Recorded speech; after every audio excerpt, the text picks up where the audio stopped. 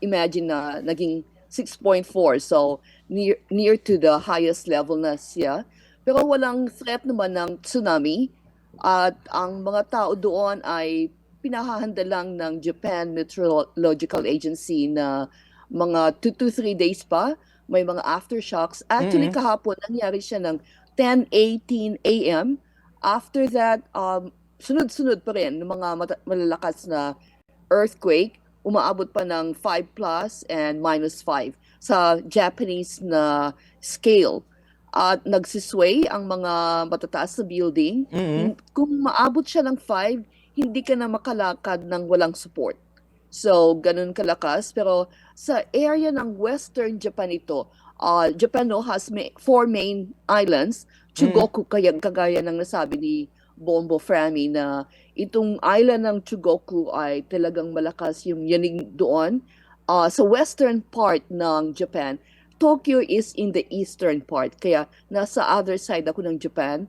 Pero ang mga tao doon ay talagang nagulat din sila kasi after 10 years, ganito yung sitwasyon na long grounded motion ang tawag ng mga scientists, no, na napaka haba yung kanyang pagyanig, swaying ang tawag doon Mm. kasi Mm. dalawang klase ng earthquake, no, meron yung parang dribbling pa taas pa baba yung yanig, pero kahapon ay yung nagsisway siya left and right at malakas at sunod-sunod. Kaya ang mga government officials dito ay ang mga tao ay pinapahanda, nagsilabasan ng mga tao kasi napaka-tagal yung pagyanig niya. Normally, mga jolt lang ang tawag doon. Pero kahapon ay kakaiba nito after 10 years. So, Yes. kagaya na sabi nyo, actually maraming mga earthquakes dito sa Japan. But this time, it happened sa western area. Yung pinakamalakas, 9.0, ay nasa eastern area. Parang meron kayong frame of reference, no? Mm. Ang Tokyo, saka yung may malakas na tsunami noon ay sa eastern part. Yung trough, Nankai Trough ay nasa eastern part. Yun ang medyo delikado kasi ini-expect o kaya sabihin mo nang pinapahanda kami for the big one. Kung Mm. sa Philippines, no, nakikita ko rin, nababasa ko na meron yung tinatawag na big one. Kung Mm. nangyari sa eastern part, yun yung big one, Nankai Trough yun, na kasama ang Philippine Plate, actually, sa may Nankai Trough. Pero kahapon, nasa ibang side siya ng Japan, western side, na dalawang prefectures ang natamaan. One is Tottori and Shimane. Yung Tottori, no, ito yung gate na Mm. malaki. Dito sa Japan, marami silang mga shrines. Tori, it's the gate of the shrine.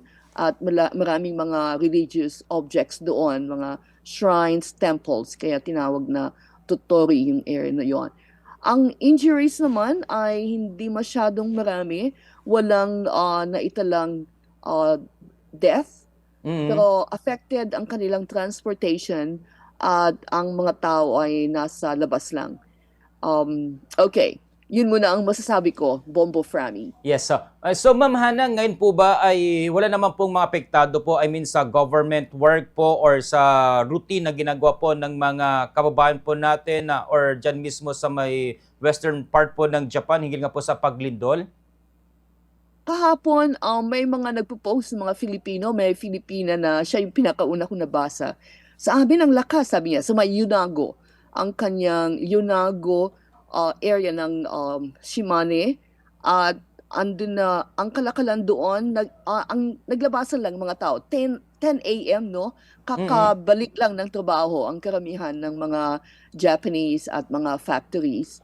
At nag-halt, nag-stop muna at ang kanilang Shinkansen, bullet train, lahat yan nag-stop. Bullet train, ang kanilang mga sasakyan, at ang lalong-lalo na ang pinaka actually dangerous part, yung nuclear power plant. May Mm. Shimane, pangalan ng prefecture, no, at pangalan na rin ng kanilang nuclear power plant. Chinek nila kaagad, sabi nila na wala naman abnormalities. So, tuloy pa rin. Bali, ang Japan, no, very resilient sila, saka yung government ang mabilis ang response. Wala naman yung, ang warning lang ay maging handa, alerto for the 2 to 3 days. affected ay minor casualties lang. Walang report of death as of today. It happened exactly yesterday. Mm. Sa oras namin, no, 10:12 na ngayon dito, 10:18 nangyari kahapon. So almost 24 nights na after. At wala pang na-report na yun nga, casualties except minor injuries na stop yung kanilang Shinkansen. But by 1 o'clock, so at about 3 hours, nag-resume na ang kanilang bullet train at mga train system dito. Mm.